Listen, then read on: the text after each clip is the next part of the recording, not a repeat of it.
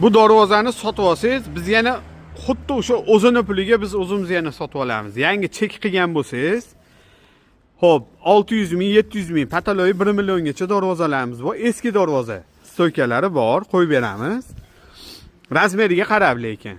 Buni olasiz.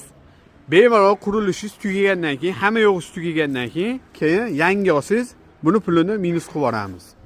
1 millionga olgan bo'lsa, 1 millionga, 600 mingga olgan bo'lsa, 600 mingga buni ransasini bersangiz bo'ldi. Buni ham juda qimmat bermaymiz. O'sha el qatori beramiz. Buni sotib olasiz. Men maslahat beraman, birinchi eski qilib turib, qurilishingiz tugatib, keyin yangi qo'yib qo'ysangiz, yangi uyda qilib bo'ladi.